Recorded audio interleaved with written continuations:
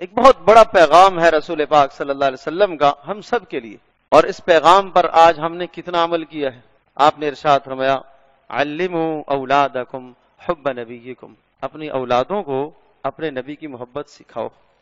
آج ہماری اولادیں جو اس وقت بلوغ کو پہنچ رہی ہیں، جوانی کو پہنچ رہی ہیں، انہی اولادوں نے کل برسر اقتدار ہونا ہے، اور جو آج برسر اقتدار ہیں وہ آج سے 30 سال پہلے 40 سال پہلے بچپنے میں تھے۔ اگر تربیت آپ ٹھیک کرو گے تو کل جب وہ آپ کی اولادیں برسر اقتدار آئیں گی تو وہ غلط فیصلے نہیں کریں گی۔ اگر تم اپنے بچوں کے دلوں میں، اولادوں کے دلوں میں، نسلوں کے دلوں میں محمد صلی اللہ علیہ وسلم کی محبت کو ڈالو گے، اور جس کا رسول پاک صلی اللہ علیہ وسلم نے تمہیں حکم دیا ہے، لازم قرار دیا ہے کہ تمہارے لیے لازم ہے کہ اپنے بچوں کے دلوں میں میری محبت کو ڈالنا، یہ کیوں تاکید کی ہے؟ اس حکم پر ہم نے کتنا عمل کیا آج؟ ہمارا بچہ جب شعور کو پہنچتا ہے تو ہم ان کو عصری اداروں کی نظر کر دیتے ہیں، اور عصری اداروں کے اندر ہمارا جو سلیبس ہے، جو نصاب ہے، اس نصاب کے اندر کتنی رسول پاک صلی اللہ علیہ وسلم کی محبت سکھائی جاتی ہے وہ آپ لوگ خوب جانتے ہیں۔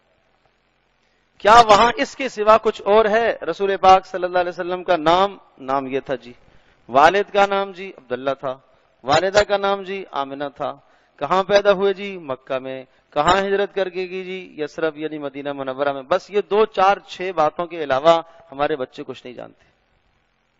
اگر کسی میٹرک والے بچے سے یہ کہا جائے کہ رسول اکرم صلی اللہ علیہ وسلم کی سیرت پر ایک مضمون لکھو، ایک نوٹ لکھو حضرت صلی اللہ علیہ وسلم کی سیرت پر 2 صفحوں کا، جس میں 2 آیات ہوں، جس میں 2 حدیثیں ہوں، جس میں کچھ صحابہ کے اقوال ہوں، تو کیا آپ اس کی امید رکھ سکتے ہیں ہمارے مجمع میں کہ ایسا ہو جائے گا؟ تو ہم نے محبت ہی نہیں ڈالی، ہم نے اپنے بچوں کے دلوں میں محبت نہیں ڈالی۔